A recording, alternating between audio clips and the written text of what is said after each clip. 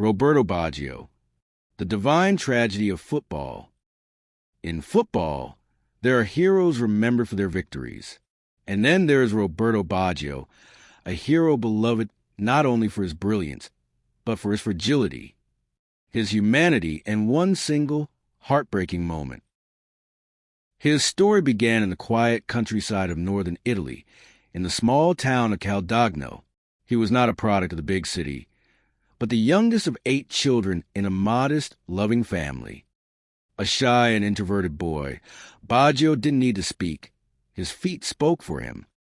His first love was a ball, and his first opponent was a garage door, which he kicked against for hours every day. Even then, on the fields of his village, one could see glimpses of something extraordinary. A boy who moved to a different rhythm, whose touch was softer, whose vision was clearer. His professional career began with Vicenza, but before he could rise to stardom, tragedy struck.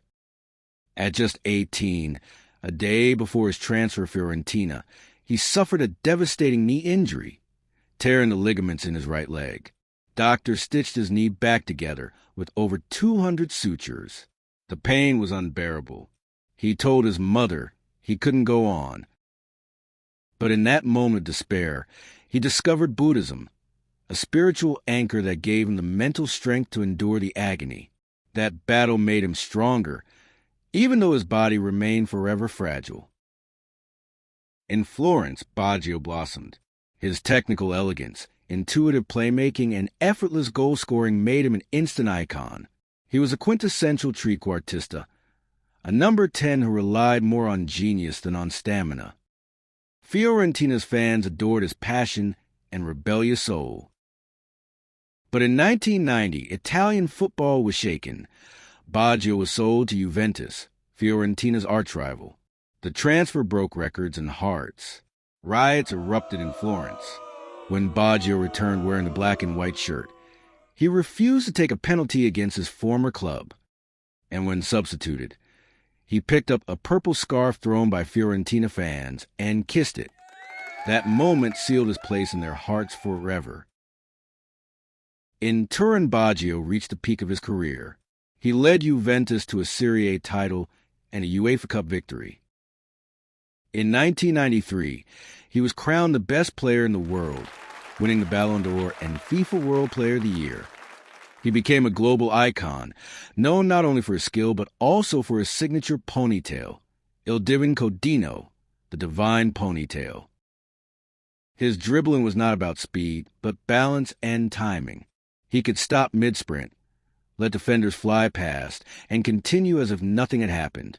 His free kicks were like brushstrokes, curling over walls and dropping into the net with impossible precision. But his international career was a portrait of contradiction. At the 1990 World Cup, he scored one of the greatest solo goals ever against Czechoslovakia. For years later, in the scorching heat of the USA, he carried Italy to the final. He scored twice against Nigeria in the dying minutes, the winner against Spain, and 2 more against Bulgaria despite a torn hamstring. Italy was on Baggio's shoulders. Then came the final against Brazil. A tense, goalless match led to a penalty shootout. The world held its breath. Fate had arranged everything perfectly. The final kick. Italy's greatest hope, Roberto Baggio. He placed the ball, took his run up, and missed. The ball soared into the Pasadena sky. Brazil were champions, and the hero had failed. That single kick, unfairly, came to define his career. But it also did something more. It made him human. He was a football god who reminded us of his mortality. After Juventus, Baggio wandered. He had difficult spells at AC Milan and Inter, clashing with coaches who couldn't fit his artistry into rigid systems. He once said, "Lippi was the only coach I ever wanted to punch."